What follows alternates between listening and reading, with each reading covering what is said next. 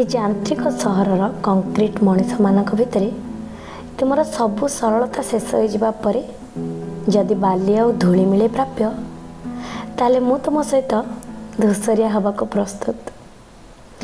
ମଧ୍ୟବିତ୍ତ ଘର ଚୁଲିରେ କାଠ ପାଉଁଶ ହେବା ସହିତ ସବୁବେଳେ କିଛି କିଛି ସ୍ୱପ୍ନ ଜଳୁଥାଏ।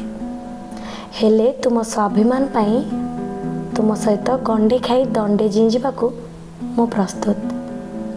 ଲୋଡ଼ା ନାହିଁ ମୋର ପାଟ ଶାଢ଼ୀ, ସୁନା ଚୁଡ଼ି କିମ୍ବା ଘର ଆଉ ଚକଚକିଆ ଗାଡ଼ି।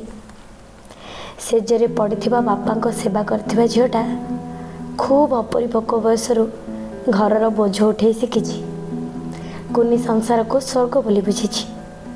ତେଣୁ ଯଦି କେବେ ସଂଘର୍ଷ କରିବାକୁ ହୁଏ, କଥା ଦେଉଛି ସୂର୍ଯ୍ୟକୁ ପିଠି କରି ତୁମ ସହିତ ଆମେ ଦେଖିଥିବା ସବୁ ସ୍ୱପ୍ନ ପୂରା କରିବାକୁ, ପ୍ରତ୍ୟେକଟି କଷ୍ଟ ସହିଯିବାକୁ ମୁଁ ପ୍ରସ୍ତୁତ।